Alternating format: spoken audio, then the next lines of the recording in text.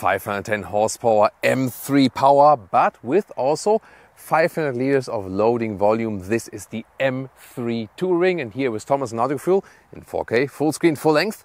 Let's go with an Autobahn experience here in Germany today and all the details you need to know about the M3 Touring. BMW is attacking the customers also of Audi and Mercedes, who have been offering the performance estates in the same segment. Here in the front, we can see frozen pure grey, awesome color. It's this matte paint, and I think it really looks still elegant. However, here then the typical frameless double kidney in the front of the M3. This one also optionally has a carbon fiber package. We can see carbon fiber in the lower part here. Also at the side mirrors, you don't have to go for that if that's actually too loud for you. And very interesting setup here also as for the wheels. 19-inch in the front, 20-inch in the rear. And then you can also optionally go for a racetrack package for 15,000 euros. Well, the most expensive thing about that is actually carbon ceramic brakes. You can also see them right here with these golden brake calipers. That is really impressive. Forged wheels actually to save some more weight. 4 meters 80 or 189 inches is the length here of the M3 Touring, and we have the typical estate form right here. The roof can be bought in high gloss black in vehicle color. Do you like it visually even more than the sedan or maybe the coupe, the M4? Tell me in the comments. Here, look at these really strong hips here in the rear, even possible than here for an estate. That looks super unique. It also gets the adaptive suspension. We'll also go through different driving modes later on the German Autobahn. Of course, you can make it, let's say, not from super comfortable to stiff, but from stiffer to stiffest. Turning indicators in the rear here, beautiful slim integration alongside the tail lamp. Yeah, I think that's how it's done. Looks really cool, doesn't it? Turning indicators in the front. This is here the so-called, I would say, like base LED. It's already full LED. Then you also have different turning indicators here at the side. They are normal ones, but then they have this special look because they're kind of like segmented with this, with these elements here. You could also go for the laser lamps, and you have like 550 meters high beam in Europe at least. And then also the whole daytime running light signature and turning indicators would look different. Optional, you can unlock the top speed to 280 kilometers an hour or 175 miles per hour. Yeah, but I think the normal top speed at 250 kilometers an hour or like 150 miles per hour is also just fine. Here in the rear, you can see really sculpted three-dimensional tail lamps. On your real eye, they look more reddish. On the camera, they always look a little bit more orange-ish, by the way, just that you know that. And then this really strong lower part, diffuser style here also with the option carbon fiber and 4 real exhaust pipes. But I think not with being too much, I always like to keep it classy at some point. What do you think? Acceleration figure, by the way, 3.6 seconds to 1 kilometers an hour or 62 miles an hour. Which engine can do that?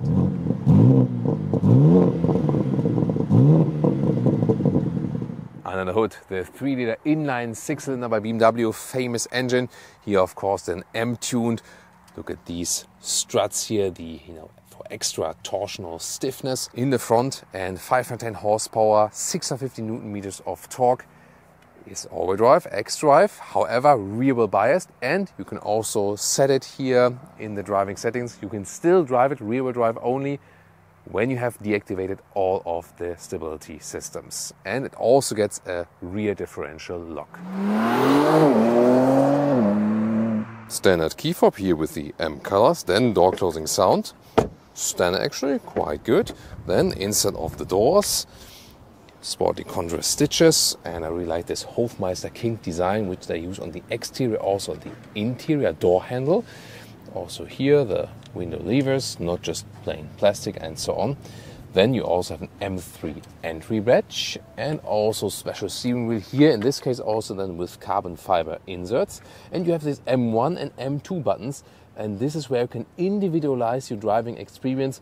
For example, make M2 button the sportiest ride and M2 a sportier ride or something, but you can just decide it on your own. Soon more to the instruments and so on. You either get the normal sport seats or these bucket seats. So these are optional and they of course look sportier, cooler. Here with the carbon fiber in the top there, it can get a little bit stiff then between your legs actually.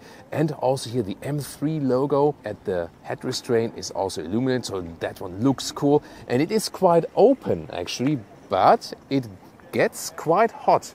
It's only available in the animal skin, so there's no alternative for it. And of course, for the raciest vehicle especially, they should go for microfiber like in, Alcantara and so on. That would be better also, for the grip and so on. But considering this is such a bucket-like seat, it is not that uncomfortable from the seat ergonomics. I was surprised by that, and I even feel it might be better than the standard sport seat. Even better than, as I said, with some microfiber and so on. Then, seating position. It's super low indeed, and definitely lower with these bucket seats here than the normal 3 Series. So you really have to put the head-up display, which is also available, a little bit higher that I can still see it. And in this case then, massive amounts of headroom. Interior cockpit overview, you're racing central. Here, steering wheel in and out, up and down, smooth process, no problem. A lot of carbon fiber here, the decoy element and so on. Manual volume jog. However, here then, the integrated screen, a little bit curved, 2 displays, and the climate unit is just here inside. Of course, I like to have it more manual, but some share my view, some say I don't care. So, what about you? In the lower part here, there's so much to control with M-specific settings. Shifting lever, still rear one. This would be reverse.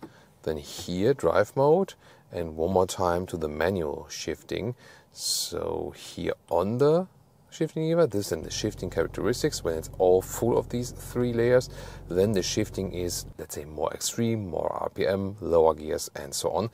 And if you really want it all manual, then I said just one more time to the right, then you have the manual shifting either in here, plus and minus, or at the steering wheel. And here the digital instruments. On the right side you can put in the driving modes, then this would be normal driving mode, this would be manual shifting, or putting it to neutral, left side speed, and right side RPM. Here with the M mode button, you choose the different assistance systems characteristics. Setup here, this one then gets to the menu where you can individualize the settings for engine, chassis, steering, brake, and the X-Drive, even go for the 2-wheel drive only mode. And you can also set these then on the M1 and M2 buttons, and here for individually activating or deactivating the exhaust crackles. And you can also get this head-up display here with loud speed and GPS view and so on, but you can also change it. Other than that, BMW Infotainment System, it's actually pretty quick. You also have this climate menu where then you can activate the seat heating when the engine is running. To me, not that much straightforward.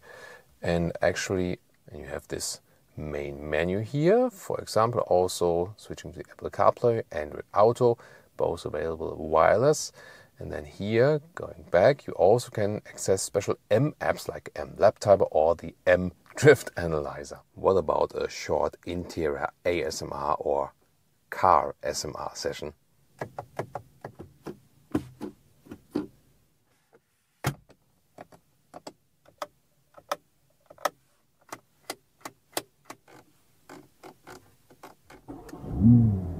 The seats in the back here, carbon fiber, weight savings, really massive, and these huge holes. Of course, there's not really a seat belt going through there. It's just this racing gimmick in the styling. And as for the headroom in the rear with 189 or 6'2", no problem. The legroom here, you see, they look slim. However, it doesn't give you much more legroom or something, and it's of course really hard here. So for the back passengers here, the bucket seats are not actually a good idea. So it does work with 4 tall adults, but just barely here with the knees overall. But then the ergonomics of the bench here in the rear is actually not too bad. So what does it make it a touring? Yes, this one here. First of all, here they separated glass opening for quickly reaching over. That's always a nice feature and also unique selling point. Then of course the real hatch, electric hatch here, and 500 liters up to 1,510 liters. Here the width between the wheel arches is less than 1 meter or 40 inches, but wider in the very front part, and the length here is also a good 1 meter or 40 inches. These rubber pads here, they actually get a little bit inflated while driving, and then it gets even stickier and it holds then a suitcase. This one here is the manual cover. You can also set it in here on the top part. That's also possible. And here at the side, with these levers, we can actually unfold the seats. Here we go. Yeah, that's a nice solution. Then we can load all the way through. We are welcoming the BMW M3 Touring to the German Autobahn. There's so much to control here. For example, here the shifting shifts down earlier here. You can control that one, how the automatic shifting reacts. Now it's crisper. We can also change here to the M1 mode or even M2 mode. I've set it even sport here. Then here the engine is on Sport Plus, for example. Then we also have the M mode, which I can set to sport. Then you can also follow me here with the shifting and the speed in the middle. Assistance systems are drawn back then. So many individual details you can control. And the best is you find your own individual setting for each driving mode, because controlling that while driving all the time is not that easy. But here we found a very nice setup then for you to show you all the performance of the 510 horsepower. And then you also have to pay attention which shifting mode you are in. This here, for example, I have to shift myself. One more pressing to the right. When I say it's D, then the car shifts on its own. So always pay attention to that. And now we're starting from 50 kilometers an hour. Let's see what we can score for the acceleration. Let's go.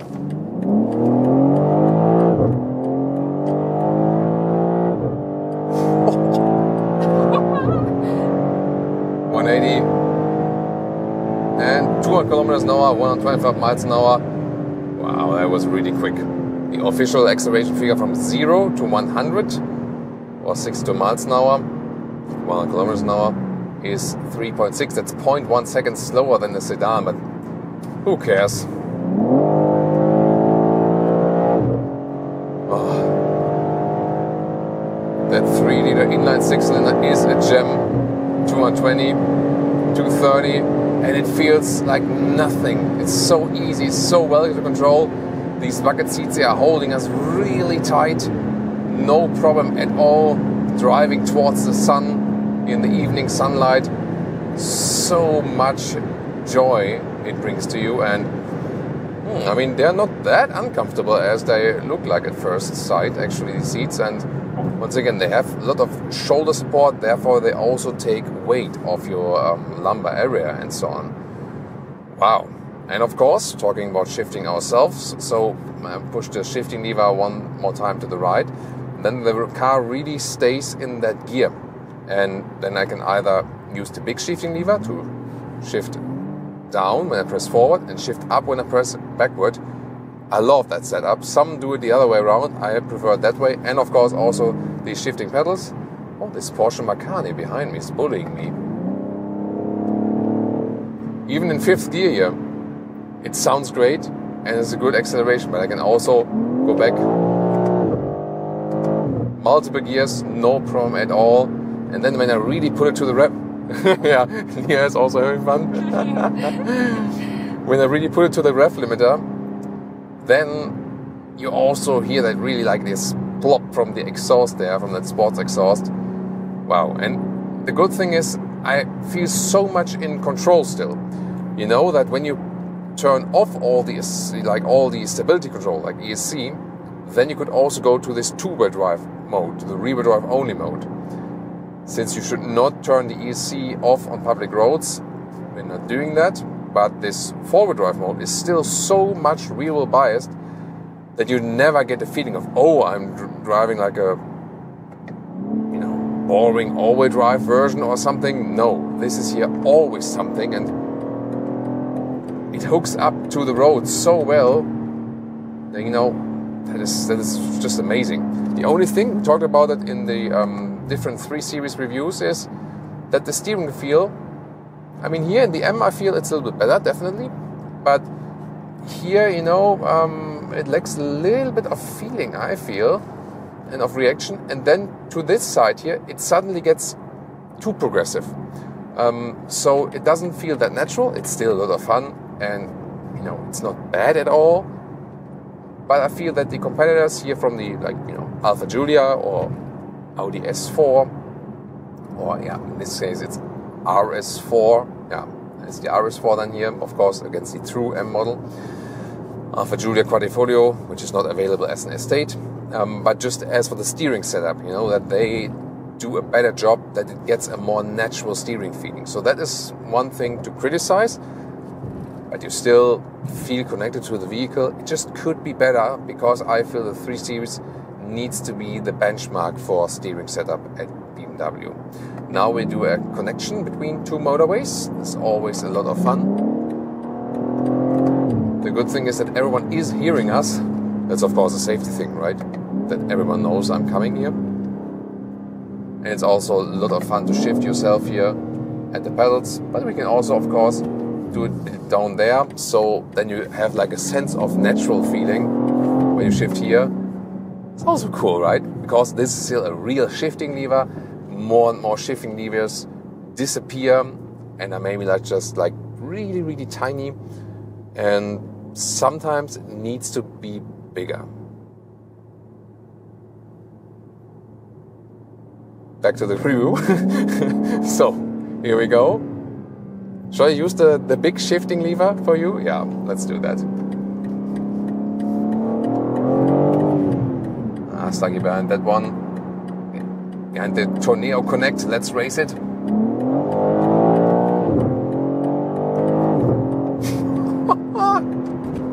Oh, awesome.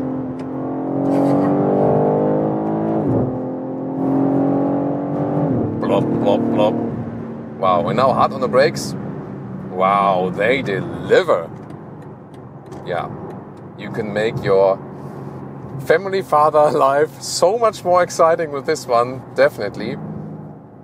Sometimes, I mean, yeah, it is quicker and also more efficient just to use the shifting levers here on the steering wheel. But it definitely has something, you know. I learned driving a vehicle with manuals only. That's what you used to do in Germany. So everyone had manual cars, being at the expensive one still and the cheap ones anyway. And it was always so much fun to click the gears in. Very annoying in traffic jam and so on, but for driving pleasure, the manuals are really cool. And this one still delivers some kind of manual feeling, although it's not one. You know what I mean? So that's definitely a cool thing to have. Other than that, if you would all put it to, you know, the normal civilized mode, or just if you shift up and let it roll, you can also more or less have the same 3 Series experience. The only thing you always feel is, of course, the suspension is stiffer. You have the adaptive suspension here, so it reacts also to the settings. So when you put it all back, yes, you still feel it stiffer, and also you have these large wheels. They make a huge difference. So no doubt you do lose comfort in the M3. So if you want the soft comfort or this compromise of sportiness and comfort, then you would go for the M Performance model, the M340i. That would be the more clever and better choice in a way. This one here, more the choice without so much compromise. But yeah, after all, it's now available also as the estate, as the touring form here. So you also have more everyday usability. And yeah, I feel you can still drive it as a primary vehicle with, again, some compromise to comfort, especially suspension-wise. Yeah, the seats here, I mean, you feel somewhat caged in, but since I'm not the biggest fan of the normal 3 Series seats, this is then, in that way, actually a little bit better to me, because I don't feel that I would have like less comfort here in these bucket seats. So, Leah, what do you say? You love it? You love it? Fun, yeah. And I love it that she has a lot of fun. That is, you know, there's, you have passengers who start to be really nervous and maybe start to freak out and say like, stop the car, stop the car. Had it all. But there are also passengers who really enjoy it. And yeah, that's what you need at the car enthusiast, right? What I actually love about this vehicle, especially like in general driving the 3-liter inline 6-cylinder with BMW, not necessarily that you put it in the lowest gear and rev it to the max, but just, you know, having it in high gear and then applying some slight throttle, and you're just feel this slight rolling. You don't have like this extreme acceleration, but you know, hey, the potential is there. And just use the 6 cylinders, use the bigger displacement in comparison to a 4-cylinder engine that is just tuned. This one here, just use it in a higher gear and enjoy the fun also in a gentleman way. You know what I mean? Oh, this is awesome. Has such a great balance in the corners, so much driving fun, and at the same time I could be transporting a fridge back there, so that's of course the key to it. Do I have less fun than in the sedan? Not at all. Maybe even more. I mean, you could theoretically talk about weight balancing, and that this here might even be better for such a vehicle because there's a lot of weight on the front axle with the engine, and you could even argue that this one is better balance-wise, like weight balance-wise, and I have somehow the gut feeling that I even have a little bit more fun with this. I'm not sure if that's really like based on facts, but just on that gut feeling, you know. So definitely a very interesting aspect. Whew! Did you like that? Well, I did, and if you want to see more of that content, we have a great comparison episodes of the Mercedes, Audi, BMW performance vehicles in this segment here. And what about the M4?